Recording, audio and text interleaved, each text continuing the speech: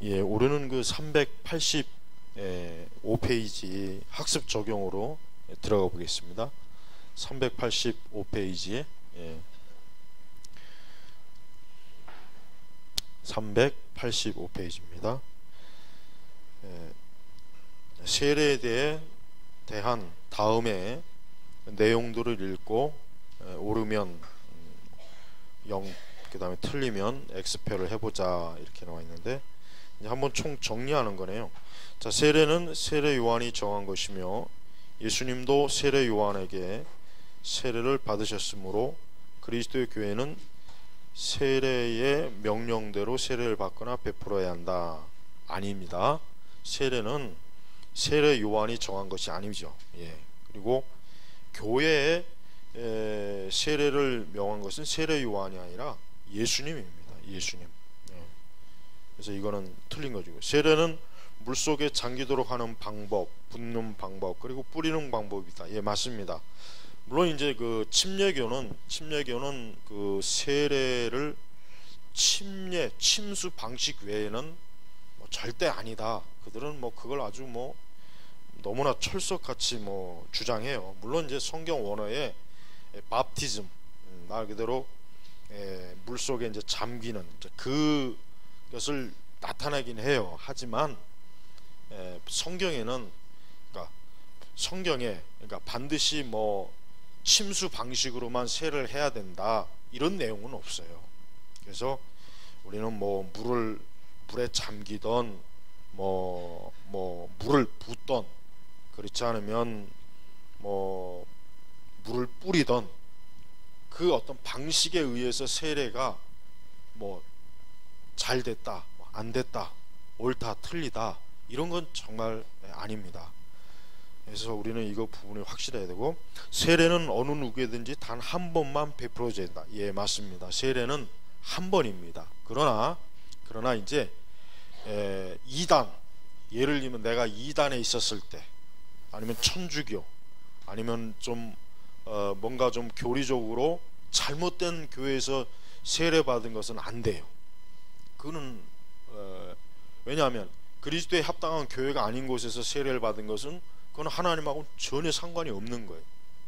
그래서 분명히 정상적으로 성부와 성자 성령의 세례를 받되 그 교회가 올바른 성경의 가르침을 가르쳤을 때 그 세례는 정당한 것이 합법적인 거예요. 그러니까 우리는 세례를 예를 들면 그래요. 사실 통합 측에서 세례를 받았다고 해서 안 됩니다. 그거는 아니에요. 저는 그렇게까지는 주장하지 않습니다. 그러나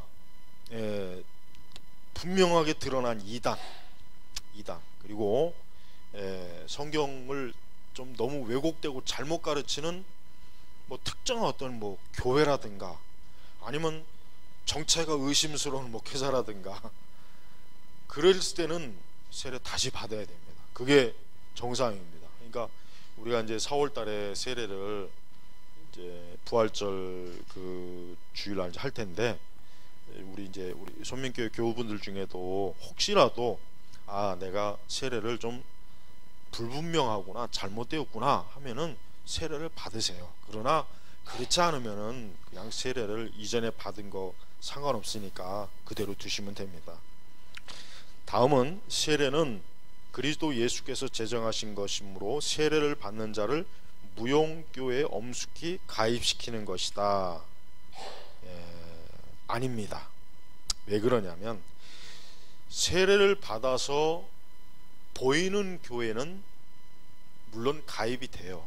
그러나 보이지 않는 교회는 세례를 받았다고 해서 그 사람이, 즉 하나님의 교회, 그러니까 천상의 교회, 보이지 않는 교회, 그러니까 저 말 그대로 하나님 보좌, 천상, 천국, 거기에 자동적으로 가입이 되는 건 아니에요. 그러니까 이게 뭡니까? 마치 세례 받으면 구원받는다, 그렇지 않습니다. 세례 받아도 분명히 구원받지 못하는 사람이 있어요. 분명히 있습니다. 왜 없겠습니까? 그러니까 세례를 받았다 안 받았다 그 기준으로 내가 구원받았다 구원받지 않았다 이것은 아니에요. 근데 이제 간혹 어떤 분들은 그렇게 이제 진짜 믿고 생각하는 사람이 있어요. 정말 뭐 세례를 받으면 구원받고 안 받으면 구원 못 받고 정말 이렇게 믿는 분들도 있더라고요. 왜 그런 잘못되는 것을 알고 있는지는 모르겠습니다. 아마 그렇게 어디서 배웠겠죠. 그러나 그렇지 않습니다. 그 얘기를 하는 겁니다. 그 다음에 세례는 세례를 받는 자가 그리스도에게 접붙여지는 표와 인이다. 요것도 좀 요것도 조금 좀 가려서 잠깐 다시 한번 좀 설명해야 되는데, 세례는 분명히 말 그대로 세례란 말의 뜻은 물로 씻는다라는 뜻이군요. 씻긴다. 그러니까 예수님의 피로 우리의 죄를 씻긴다, 씻는다. 그거를 영적인 것을 물질적으로 상징화시킨 거예요. 근데 예수님은 그거를 교회를 하라 그랬단 말이에요.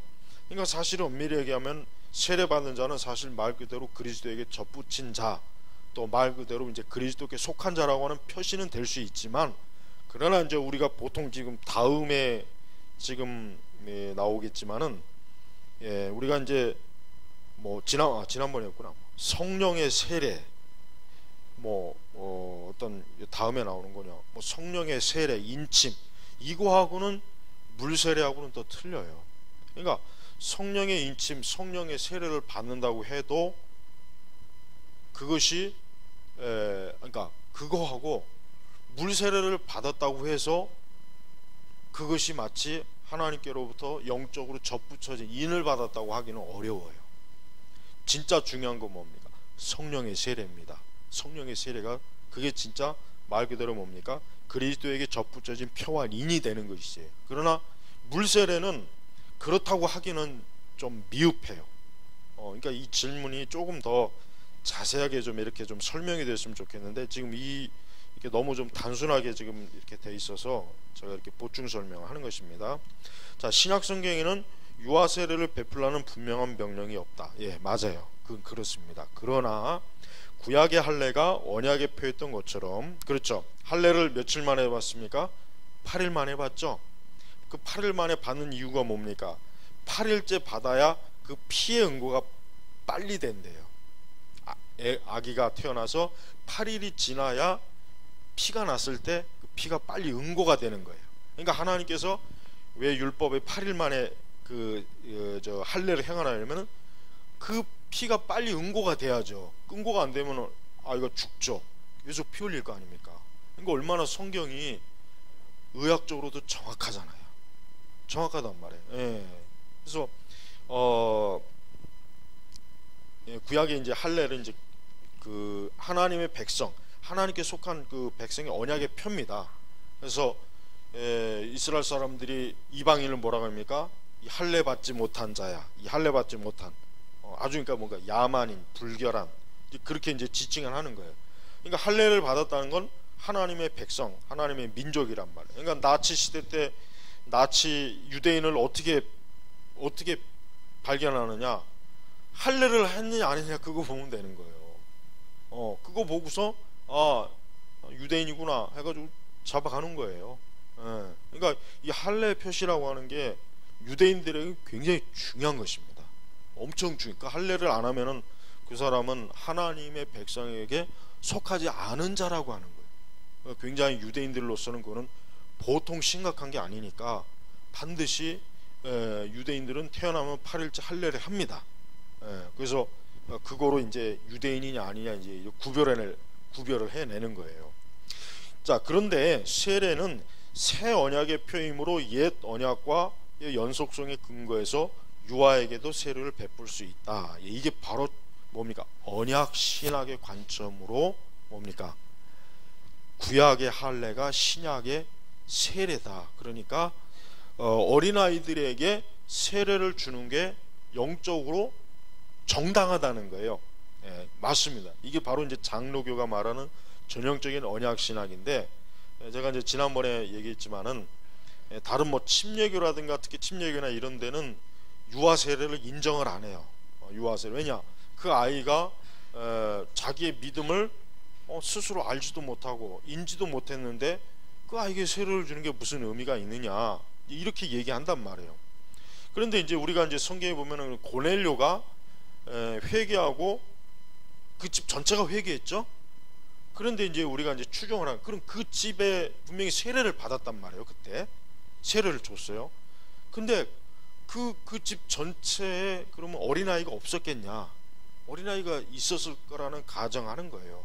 분명히 그러면은 그 말씀에 어린아이는 제하고 어른들만 세례를 줬다, 이런 말씀이 없어요. 그냥 그 집 전체에 세례를 줬다고 했기 때문에 어때요? 어린아이에게도 세례를 주는 것이 합당하다. 이제 이렇게 이제 성경을 이제 근거를 가지고 이제 언약 유아에게도 세례를 베푸는 것입니다. 그래서 물론 이제 제가 지난 시간에는 이제 저는 개인적으로 유아 세례는 좀 아닌 것 같다, 이렇게 얘기했어요. 로이드 존스 목사님도 유아 세례는 안 줬어요. 왜냐하면 그 교회 자체가 회중교회이기 때문에 유아 세례를 사실 인정을 안 합니다. 그리고 이제 아마 그분도 유아 세례는 좀 아마 당신이 생각하기에 좀 신학적으로 좀 이렇게 아마 안 받으렸던 것 같아요. 그러나 이제 장로교라면 유아 세례를 하는 게 그게 좋습니다. 그리고 아이들에게 유아 세례를 주는 것을 꺼려하지는 마세요. 절대. 유아 세례는 베푸는 게 좋아요. 그래서 적어도 어쨌든 너는, 우리 다음 질문에 보면은 입교식이 무엇인지 알아보자. 예, 그래요. 이 아이가 뭐 14살, 15살 정도 되었을 때 입교식을 하는 거예요. 야, 너는 어릴 때 너의 부모님이 너를 그리스도께 바쳤다. 그래서 너는 세례를 받은 사람이야. 너는 교회에서 세례를 받은 사람이야. 자, 이제는 뭡니까? 이제는 그 아이가 스스로 나는 이제 예수 그리스도를 믿겠습니다 라고 정식으로, 공식적으로 뭐예요? 교회에 인정을 받고 선언을 하는 거예요. 그게 바로 이제 입교식이에요. 그래서 유아 세례를 받은 것으로 끝나지 말고 그 아이가 이제 장차 청소년이 되면은 뭐 14살이나 15살 정도 되면은 꼭 교회에서 세례식 할 때 입교식도 꼭 하도록 해야 돼요. 그냥 지나지 말고. 그래야 그 아이가 그때서야 이제 내가 아기 때 내가 세례를 받았구나, 내가 성부와 성자 성령의 이름으로 세례를 받았구나 해서 뭡니까? 그 아이가 자기의 믿음에 대해서 인지하는 것입니다. 그러니까 입교식이 그래서 사실 중요합니다. 특히 유아 세례를 받은 그 대상들은 중요합니다. 자, 장로교의 세례와 침례교의 침례를 비교해 보자. 뭐 저번에 뭐 충분히 얘기했으니까 이거는 뭐 이제 넘어가고요. 2005년 10월 30일 미국의 어느 침례교회에서 주일 예배 때 이제 그 목사님이 이제 침례를 준비하기 위해서 침례조, 이게 뭡니까? 그 침례교는 이 강단 뒤쪽에 그 침례를 받도록 이렇게 욕조 비슷한 게 있어요. 그걸 이제 침례조라 그래요. 거기다 이제 물을 받아 놓고 침례 받는 사람과 목사님이 같이 물에 들어가서 이제 그 침례를 해요. 근데 지금 이게 이제 뭐냐면 그만 이제 마이크를 아마 조절을 하다가 그만 어떻게 돼요? 물이 있으니까 당연히 감전이 되는 거죠. 여러분 그 여러분 뭐 욕조 안에 절대 욕조 안에서 그 드라이기 하면 안 돼요. 큰일 납니다. 절대 목욕탕 안에 드라이기 집어넣으면 안 돼요. 잘못 감전된단 말이에요. 조심해야 돼요. 그러니까 그거하고 똑같은 원리예요. 똑같은 원리란 말이에요. 이게 이제 목사님이 아마 이제 그냥 그만 좀 부주의하게 실수를 한 거예요. 그래가지고 감전으로 이제 이렇게 사망을 했어요. 굉장히 참 안타깝죠. 그냥 이렇게 침례를 주려고 하던 그만 그 귀한 그 참 은혜 일인데 어떻게 그만 마이크 선이 물에 단 거죠. 그러니까 그냥 순식간에 그냥 그만 감전이 된 거죠. 예. 그러니까 여러분 절대 그 목욕탕 안에는 드라이기를 갖다 놓는 게 아니에요. 드라이 할 때는 바깥에서 그 안에서는 절대 하면 안 됩니다. 그러니까 목욕탕 안에는 원래 이 코드라는 게 없어야 돼요. 없는 게 정상. 있으면 안 돼. 원래 목욕탕 안에는. 그러니까 여러분 그 욕조 뭐 집에 화장실 이 코드 꽂는 선 자체가 없어야 된단 말이에요. 자, 그런데 침례 또는 세례 방법의 절차상 문제점과 개선점은 없는지 생각해보자. 또한 예수님 당시와 초대교회 때 침례는 물론 현대교회 세례에 대해서 이야기해 보자. 예수님 당시에는 무조건 침례입니다. 무조건 침례예요. 그때는 사실 진짜 그래요. 말 그대로 뭐 오늘날 우리처럼 약시 세례니 뭐 이런 그런 건 없어요.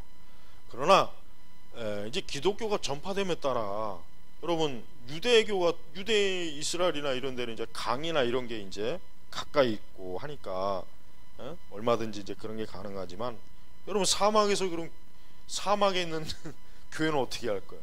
저 중동 지방에 있는 교회는 그렇게 물이 막 정말 흔하지 않는데 이런 그러면 어떻게 합니까? 그럴 때는 그냥 말 그대로 물을 뿌리던가 물을 적시던가 이렇게 해서 세례를 줘도 괜찮아요. 그래서 우리는 세례 방식의 자체가 문제가 아니라 세례를 받는 사람의 마음, 그들의 영적인 준비, 그들이 얼마나 바른 믿음을 가지고 있는가, 얼마나 기독교에 대한 교리적 지식을 제대로 가지고 있는가, 이게 중요한 것이지 세례를 어떤 방식으로 했다 안 했다 이게 중요한 건 아니에요. 그러나 분명한 것은 뭡니까? 세례는 누구의 이름으로 줍니까? 삼위일체 하나님이죠. 성부와 성자와 성령의 이름으로 주는 거예요. 그러니까 삼위일체를 믿지 않거나 삼위일체 오류가 있는 데서는 세례 받는 것 자체가 이미 벌써 그거는 잘못된 거예요. 왜? 세례는 정말 말 그대로 삼위일체 대신 하나님의 이름으로 받는 것이지 다른 이름으로 받는 게 아니잖아요. 그래서 우리는 이 세례 방식에 너무 그렇게 매여서는 안 됩니다. 자, 물세례, 성령세례, 불세례라는 말을 정확히 구분해보자. 물세례는 말 그대로 아까 말한 물침례, 물세례. 그 다음에 이제 성령세례, 불세례. 이 불세례란 말은 이거는 성경에 전혀 근거가 없는 거예요. 보통 은사주의자들이 불세례를 얘기 많이 하잖아요. 불세례. 그걸 이제 또 성령세례라고 얘기도 해요. 그러나 이제 보통 불세례라고 많이 얘기합니다. 그렇지만 성경에는 이 불세례라는 말 자체가 없고 근거가 없습니다. 일단 근거가 없습니다. 하나님께서 마치 물세례를 주고 그 다음에 또 불세례를 두 번째 준다 이런 개념이라고 하는 게 성경에 없단 말이에요. 근데 은사주의자들은 물세례는 별거 아니지만 불세례를 무진장 강조해요. 은사주의자들은. 그렇죠? 은사주의자들은 이 불세례를 못 받으면은 사람 취급을 안 하잖아요. 그죠? 너 아직 불세례 못 받았냐? 아주 굉장히 그게 아주 정말 굉장히 그 사람들한테 그게 굉장히 중요한 문제예요. 하지만은 성경에는 뭡니까? 예수 그리스도를 믿으면 어떻게 하면 그 사람은 성령의 세례를 받는 거예요. 예수 그리스도를 믿는데 성령의 세례를 안 받는다면은 그럼 어떻게 해서 예수님 믿습니까? 예수님 믿을 수가 없잖아요. 예수님을 믿으려면 성령께서 그 사람에게 믿음을 주고 그리스도를 영접하게 하고 회개하게 되는데 그러면은 그게 말 그대로 성령의 세례인데 아니 성령의 세례가 없이 어떻게 예수님 믿습니까? 말이 안 돼요. 그러니까 이게 앞뒤가 안 맞는 거란 말이에요. 그러니까 내가 정말 진심으로 예수 그리스도를 믿고 이제 내가 이제 회개하고 내가 하나님의 자녀라고 하는 확신과 믿음 갖고 있는 사람은 성령의 세례를 받았다고 해도 전혀 틀린 말이 아니니까 더 이상 또 나에게 이제 불세례를 주세요, 나에게 성령의 세례를 주세요 그런 기도가 아니라 뭡니까? 성령의 충만함을 주세요 이 기도를 해야죠. 성령의 충만함을 주세요. 성령의.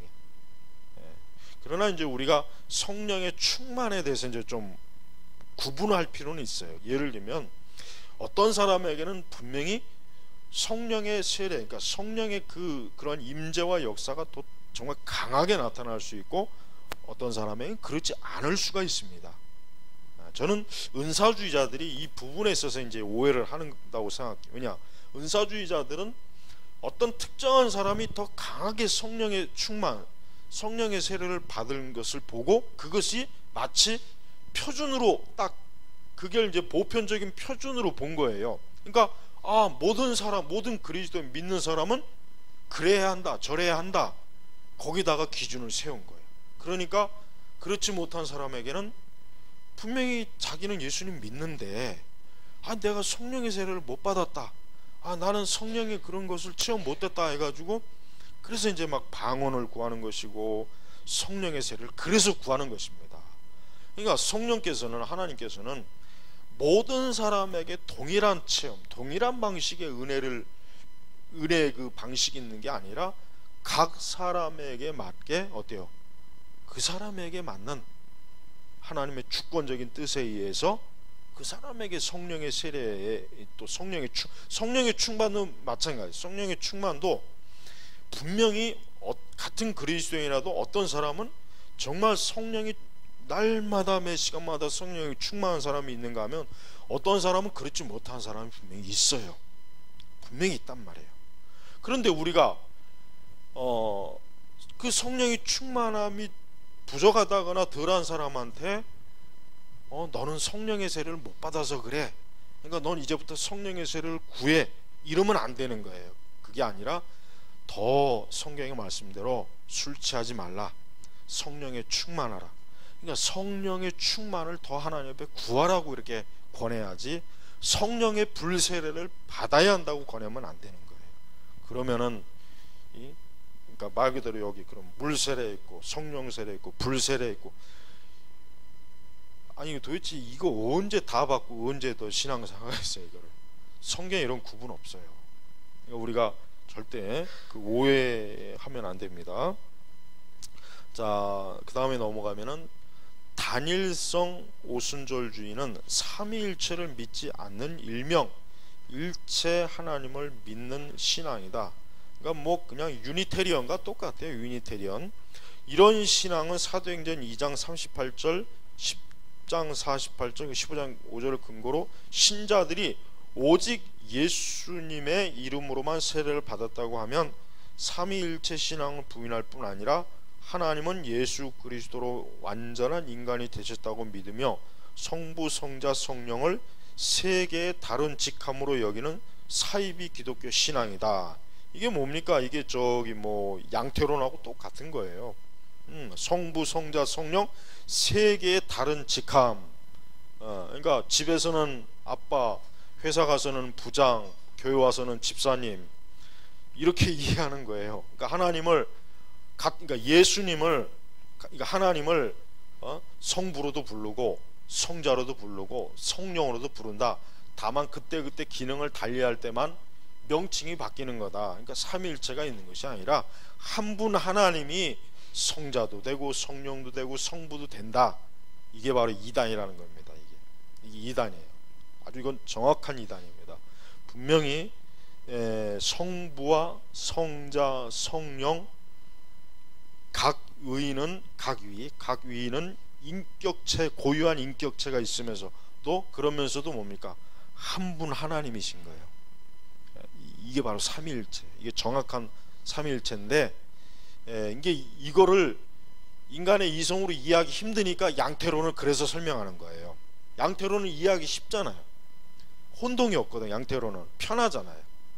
한 분 하나님이 계신데 여기 가서는 성자로 나타났다, 저기 가서는 성부, 이쪽에 와서는 성령, 바로 이분이다. 얼마나 편합니까? 설명하기도 편하고 이해도 빠르고 좋잖아요. 근데 이게 이단이에요. 그게 이단이란 말이에요. 그래서 우리가 나사렛 예수의 이름을 특히 강조하며 성령 세례를 받으면 반드시 방언이 필수적으로 따른다고 믿는다. 성부, 성자, 성령의 이름으로 세례를 베풀라는 명령이 있는 마태복음 28장 19절을 비교해서 판단해보자. 잘못된 거죠. 그러니까 단일성 오순절주의는 유니테리언, 그 다음에 양태론, 그 다음에 말 그대로 오직 예수교회, 오직 예수교회라고 하는 이단도 있단 말이에요. 그게 외국에도 있단 말이에요. 그러니까 이 세 가지가 한꺼번에 뭉친 거예요. 세 가지가 굉장히 주의해야 돼요. 그래서 우리가 이거를 사실 여기에 많이 걸려요. 일반 정통 교회도 여기에 많이 걸려 넘어집니다. 아니 여기 이거에 대해서 잘 모릅니다. 잘 이해를 못해요. 그래서 이 부분을 명확하게 이해해야 됩니다. 자, 그 다음에 1980년대 90년대를 거쳐 성령 세례 운동과 함께 축복성회가 우리나라 곳곳에서 열렸다. 다음에 인용한 글을 읽고 정말로 많은 사람들이 성령 세례를 받게 되었는지 아니면 단순히 복을 비는 운동을 받게 되었는지, 요거 넘어가기 전에 요거는 다음에 하고요. 529쪽에 그 지문을 볼게요. 밑에 지문 요걸 좀 볼게요.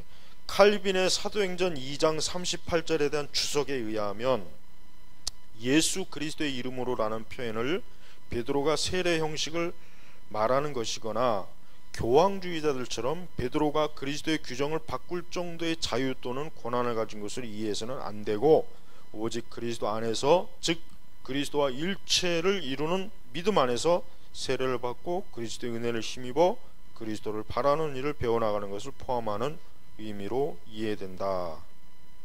그래서 칼빈은 재세례파를 반대하는 견해를 강하게 드러내면서 요한의 세례를 받고 또다시 물세례를 받는 것이라기보다는 성령의 세례를 받는 것으로 해석된다. 이거 한번 읽고 넘어가야 됩니다. 자, 아번으로 넘어가면은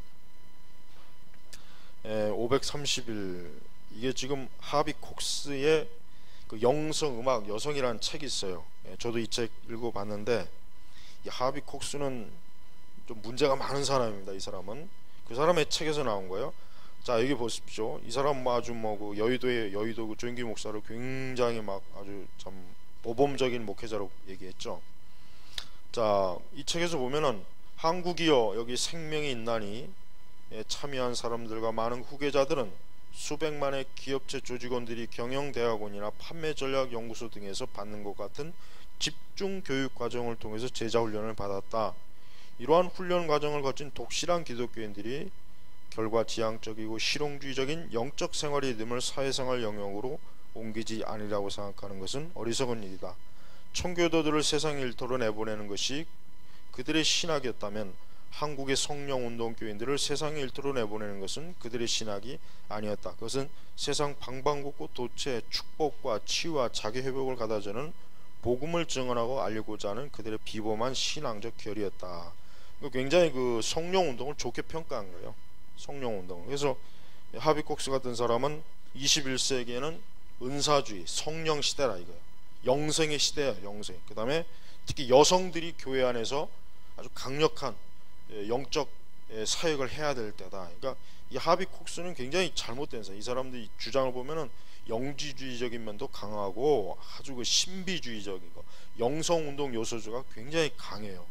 그러니까 이런 책들이 지금 그러니까 말 그대로 오늘날 교회를 흐름을 보여주는 전형적인 하나의 표준이 되는 거예요. 자, 그래서 이런 식의 그 이해는 이건 잘못된 겁니다. 자, 신앙생활을 하다 보면 세례교인 또 세례를 받는 사람이 일종의 특권처럼 여겨지기도 한다. 공적인 예배 순서나 성찬에 참여할 수 있고 교회 봉사는 물론 여러 공식 절차에 반드시 요구되기도 하다. 반면에 세례를 받았음에도 불구하고 영적인 열매가 없고 떳떳하지 못한 이유는 무엇인지 아래 문답 내용을 읽고 생각해보자. 질문: 세례받은 후에 오랜 시간이 지나고 나서 세례의 효과와 열매를 느끼지 못하게 되는 이유는 어디 있습니까? 하나님에게는 잘못이 없습니다. 믿음으로 그리스도를 받아들이고 자신의 죄를 회개하는 언약의 조건들을 지키지 못한 사람들에게 잘못이 있습니다. 그렇습니다. 여러분, 세례는